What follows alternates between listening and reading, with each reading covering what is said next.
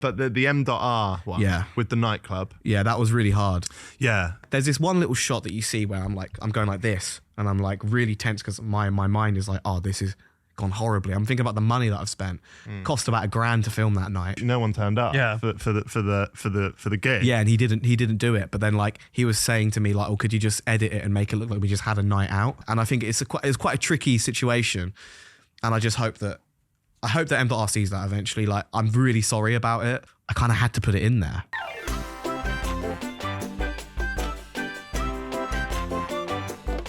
Isaac, I want to talk about your documentaries. Yeah. Because you've got 2 out at the moment, right? 2 out, yeah. So explain to our listeners, if they haven't seen, what the concept of your documentaries are. So the show is called Clouted, and it's basically just like a documentary series about people that have shot up in like fame very quickly in like the TikTok world, or just in the social media world. It doesn't have to be TikTok, Instagram Reels and all that kind of stuff, YouTube and stuff.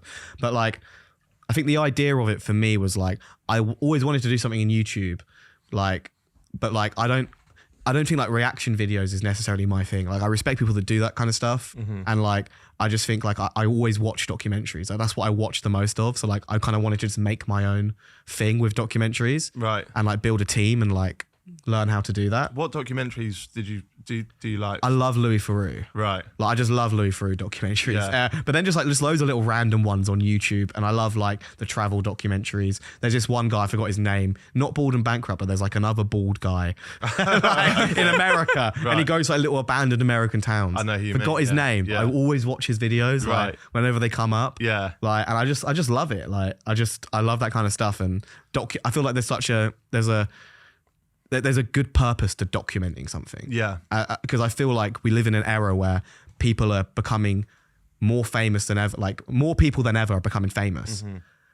And more people are becoming forgotten after being famous than ever. Right. So I feel like just documenting this time in like society where so many people are just rising up. It's I think you're spot on, because there's the famous quote, isn't there, that everyone has their 15 minutes of fame. Yeah, that was like an Andy Warhol quote. Yeah. Right, and I think that's more prevalent than ever now, because they're not literally, but they are having 15 minutes. And it's crazy though. It's like, how many times has that happened? In the 1920s, there was like I've read a book about like famous people in the 1920s, and like there's like so many like people that rose to fame. Like the first person to do the transatlantic flight, Charles Lindbergh, because he flew from like New York to Paris, that was the equivalent of going to the moon at that time. Right. And no parade in New York has ever been bigger for someone to this day, but no one really knows his name anymore. It was like the biggest thing. People like threw paper out their offices in like the skyscrapers. Like, it was like a huge thing. Honestly, he was the most famous person in the world.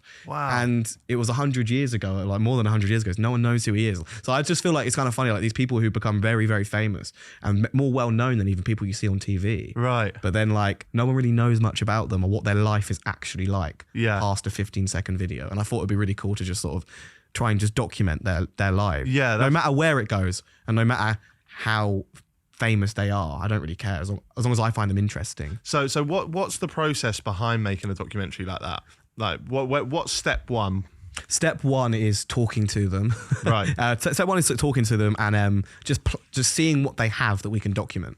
People think that documentaries is always just like freestyling it, but like there is a lot of planning. You need a director. You need somebody to be like, what have you got going on? We can't just always film you in your house. We need to like make it natural, but it's always going to be a little bit unnatural. But just find out what they've said, like club appearances and stuff. That's like a common thing, is like when people get big on TikTok now, they do club appearances. You either do like brand deals or club appearances or both. Yeah. Because it is good money making, but it's also strange. Sometimes it feels a bit like a freak show. Right. Yeah. Like these club appearances, like it's like the equivalent of laughing at somebody. Right. Like, and there's an ethical standpoint to it. Is it? I was kind of like, I was blown away when I watched them, because I think like, and I don't mean this to be patronising, but I think this is what I was trying to get across. Like, because you play that character on TikTok, people might see you as like a bit of a buffoon or whatever. Yeah, yeah. Like, they are so like, these documentaries are so thought out. Like, you really do plan these and But the bit that it actually hit me when the Beavo with the bottle, and stuff like that, like because Beavo, like, I know he gets a lot of hate, and like in the documentary, I try not to give my opinion on somebody in the documentary because I don't want to just like paint. I want to just show what they are from what we filmed, really, as much as we can. Yeah. But like, I feel like Beavo is just quite naive. Yeah. And I don't think he should be getting bottles thrown at him. Like, I just don't think he should be getting that. No, like, of course not. And you can just tell he's somebody, the story of him, he's somebody from like a working class town. Right. Who's like he's got really famous. And I just think he doesn't know what to do with it all. Yeah. And I think that's what I see from it. And I understand he's called people out. He's called YouTubers out. He's called Angry Ginger out. I don't agree with that stuff. I think he shouldn't have done that stuff. Because it hasn't really led to anything. No. And also it's like, why would you just call out these people anyway? Yeah. But like, I don't know. I just think he's just quite naive, I think.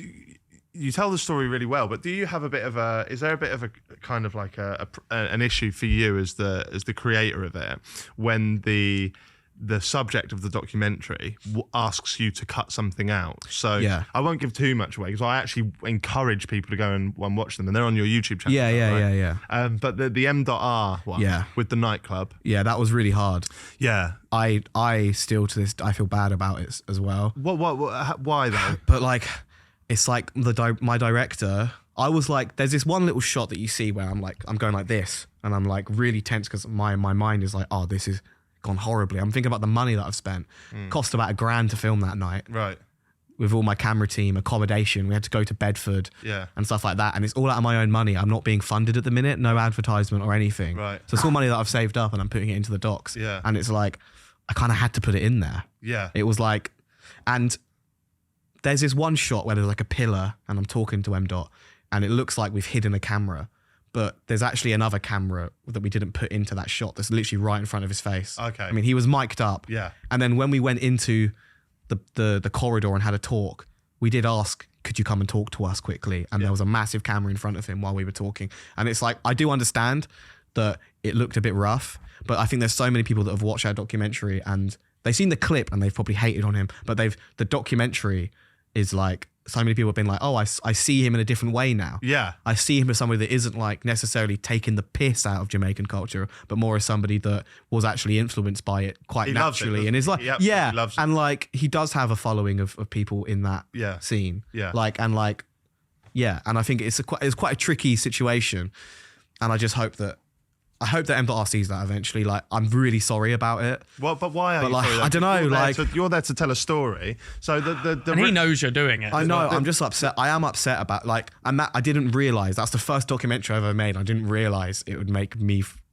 I didn't realize it would cause that. I didn't realize that it would be like. I don't think it's. I don't know. It's a hard one. It's because it's like a moral dilemma. So it's like it is a moral dilemma. Isaac's like documenting M. Dot's life, and part of that is him doing these gigs and these appearances, which is such a like you said. It was a promotional issue. Yeah. I think what happened was I found out eventually that the club might have put the price of the door up because they realised they were halving the door money with M. Right.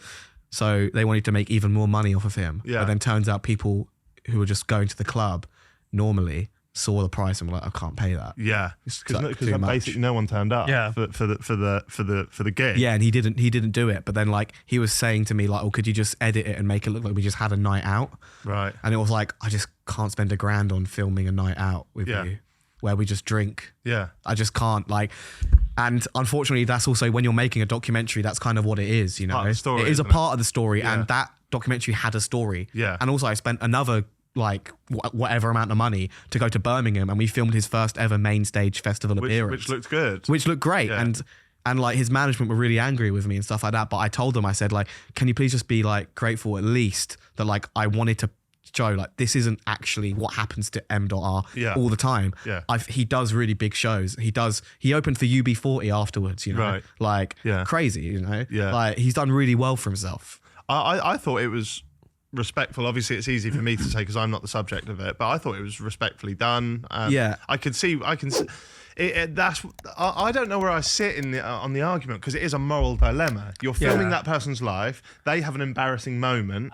And do you still include that? You're there. Your job is to document the thing. And it's not a real documentary. But it depends who's funding it. He wasn't funding it. I was. Yeah. He invited us to film that day, and we did that. Yeah. And like, you know, that's it. You know, I know I don't know if he likes me anymore, but like I still like M.R. from hanging out with him. I think he is like a sweet guy from what I've seen of him. Has there not been any correspondence after that? No, I don't think he wants to talk to me. Oh really? But like that's okay. Like, I didn't want the first documentary to create that, because Beavo ended up a little bit differently. Like I do respect him, and you know, like, and I respect M.R. as well. But like it's like he still, even though there were some bad bits in that, I think it wasn't. Yeah. Have you spoken to Beavo since?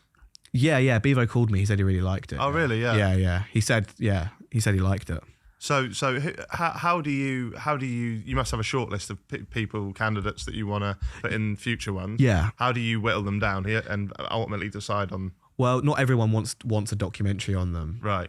Are you going for people that do divide audiences specifically as well? Because obviously Beavo's got a lot of I actually want to make one on somebody who maybe isn't like that. Someone who is, I think people are also interested, from what I've seen, people are very interested in like what's going on with like I don't know, like Italian Batch and all of his friends. Yeah. And like all that kind of stuff. And like now they're doing podcast shows and like they're blowing up, and like the sort of quick rise. Like I think everyone has a story, and I don't just want to pick people that I think could be controversial in some way.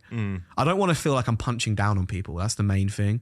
Like I never got that. I know. I think I'm trying to be like aware of that though, because I could make a documentary on somebody and accidentally punch down on them a bit. Yeah, but like. that's kind of where the interest in a documentary is, isn't it? It's like people who watch true crime and stuff. The things Louis Theroux did are so interesting because they're so out of the normal. So if you were to get someone like Paul Breach on, people are going to want to see that, to be like, what is he like when he's not on I want to know about Paul Breach. Yeah. I think people do want to know about him. Yeah. Like, there's a lot of people, I think, that this is culture, like in a weird way. Yeah. It's like we've taken over TikTok and YouTube and streaming, Twitch streaming and all that kind of stuff is now popular culture. Yeah. And we're going to look back at it in 20 years and be like, oh, this is what was going on. Because I see like behind the scenes photos of like Smosh at parties and stuff like that, and they get like 100,000 likes on TikTok. Yeah. It's like slideshows of like Zoella hanging out with people and stuff like that, and it's like that's become history. No matter if you don't like it or not, like it's become history, and it's become what people enjoyed watching at that time. 100%. And that's what humans liked. Have you ever had any correspondence with Paul Breach? No, never. I tried. We're talking about doing one. Like there's some other people I want to do one on. But yeah, I think. Anyone you can name or? I don't know. have you filmed any more? Yeah, we'll film one more. Yeah, we got one more. I think I can say we're doing one on a guy called Mr. UK TikTok Official. Right. Yeah. You know him. Yeah. I had a little run in with him. That guy. I think he's a bit of a strange fella, because we did a video where I hired like 100 Boris Johnsons, and we had a little party outside Downing Street to sort of take the piss out of them having parties during lockdown. And he kept interrupting the video. We didn't know who the fuck this guy was, by the way. Yeah, he didn't have a clue. I remember he used to do streams outside of that area. Yeah, and he just kept coming in and getting in the video and playing his copyright or mute or whatever it was. I was like, you can't be in this, man. Yeah. But obviously at first I'm respectful and I'm like, oh, sorry, buddy, like we're just doing this. And he just overruled it and was just like, I'm still going to be in it. Yeah. What was he like? He was interesting. Also, I can't say, because we filmed it now, I can't say too much, but he's very interesting. Okay. When's that out? Soon. We're editing it, but my editor's also editing like a Sean Paul documentary or something, like a big Sean documentary or something. How many people are in your team? I got my director, and then like just different camera teams, different like people on the camera. How do you find and put? Well, these actually, together? funny enough, my director he filmed the Louis Theroux Stormzy stuff. Oh, wow. So I actually and that was accidental. Like I just knew somebody that knew somebody, and I had a WhatsApp meeting with all of them. And I was like, I want it to be based off of like the Louis Theroux interview style, like the one with Catherine Ryan, like, and then also they filmed bits of their like life and stuff. And I wanted it to be based on that. And he was like, oh, I filmed the Stormzy one. He was like filmed bits of it. I don't know if he did all of it, but he's filmed stuff with them before. Like, that's insane. So it was like, so now I have someone who can be like, oh yeah. That's also why I kept stuff in, because he's also he's like the director, and he's like, yeah, no, we're keeping it in. I'm like, I can't really undermine somebody who's actually made documentaries. Like, I don't know. So what's your, before we move on, I just want to finish on talking about your short film, but before then, what's your main reason behind these documentaries? What's the answer you're trying to find out? Yeah, so one of the things I'm trying to find out is where it's all going. I think it's kind of insane that so many people are becoming really famous, and some of them are becoming very famous for controversial things, but they don't have the backing to sort of like be safe in society. Right. It's kind of, so like they have to sort of, they're just sort of there. Yeah. Like, and they say a load of shit for a year, then they never make videos again. But people don't forget your face. Like, I've stopped making as many TikToks because I'm doing these documentary stuff, but like I still get recognized the same amount. Yeah. I thought, oh, people would just like, oh, I'm not making TikToks as much. It's all going to disappear. But like, it doesn't. Like, so it's like, it's just kind of interesting, I think, that it's like, it's fame, but like people are putting fame on themselves a bit more. Yeah. Back in the day, you'd have more of a team, wouldn't you? Like in TV and stuff like 100%, that. But they're just out there in the world. But now, you obviously know you've been in YouTube for so long. Yeah. It's like, you've been in it, you've been in the scene, so you've seen people come and go. Yeah. You know? Yeah. And like, but now it's even more like that. Yeah. With TikTok. And I'm just trying to figure out what people's main goal is. Other than attention. People love attention, and I love attention. Attention is the real currency. It is the real currency, yeah. Well, if you could get somebody to be the subject of one of your documentaries and they'll give you a guaranteed yes, who would you pick above anyone else from the online world? I think Kanye West. Oh, Kanye West. Yeah, obviously it'll probably never happen, but like just a week with him. Yeah. I think even though he's like cancelled and everything, he's still one of the most interesting, I think, like, people. For sure. Because he's got like, everyone hates him, but he's also got, not everyone, but like, there's like, he's got this massive, like loads of people don't like what he said and stuff like that. But then also there's this body of work that has to be appreciated in culture. Like, and I feel like in history, people are going to look back at him in a very strange way. Like, it's pretty mental, isn't it? Like, no one really knows what he's about still. Yeah. Like, no one really knows. When you look into it, it's like, it's kind of crazy. Yeah. He'll like make a complete banger or like an amazing masterpiece. But like, Obama will be like, this is sick. But then also like other presidents are like, fuck this guy. Like, it's like, and he's pissed off every single president. Like, no artist has done that in history. Like, he's pissed off like George Bush, Obama, and even Trump didn't like him like that much for a bit. Like when he was trying to get re-elected. Like, yeah.